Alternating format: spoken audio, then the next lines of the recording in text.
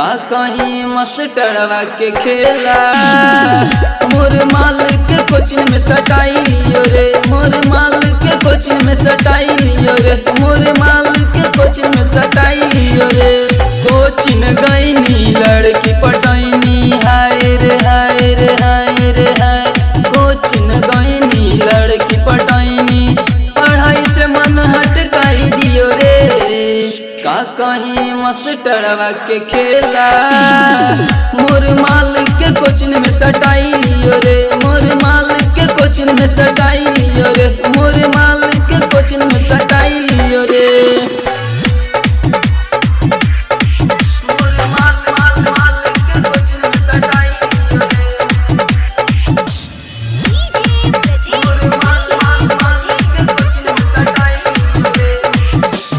माल हमार ठोके कपार, रुसल ऐसा नियर से।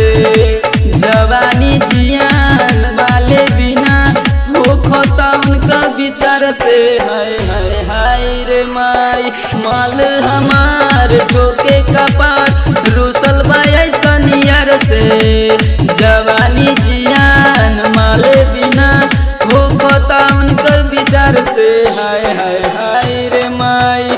साथे पढ़बे उ मनबा खाबे आई रे माई। कोचिंग में जाके भटकाई दियो रे। का कहीं मास्टरवा के खेला।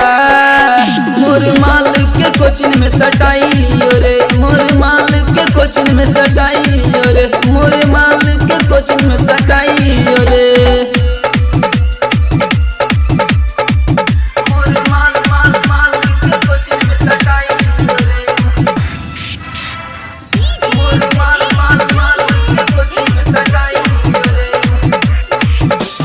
यरवा के सुख पवलन के भूख, मीटे नहीं रहे छूछे। चढ़ल जवानी छोड़त पानी, का करी रजनी से प्रेमी। हाय रे माई।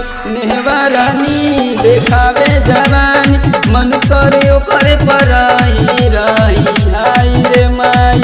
नेहवा रानी देखावे जवानी, मन करे ओकरे पर रही रही। पूजबा कजली रोहित बिहारी, यारो अमित के चटनी चटाई दियो रे। का कहीं मास्टरवा के खेला। मोर माल के कोचिंग में सटाई लियो रे, मोर माल के कोचिंग में सटाई लियो रे, मोर माल के कोचिंग में सटाई लियो रे। कोचिंग गईनी लड़की पटैनी, हाय रे हाय रे हाय रे हाय। कोचिंग गईनी लड़की पटैनी, पढ़ाई से मन हटकाई दियो रे। का कहीं मास्टरवा के खेला। मोर माल के कोचिंग में सटाई लियो रे, मोर माल के कोचिंग में सटाई लियो रे, मोर माल के कोचिंग में सटाई लियो।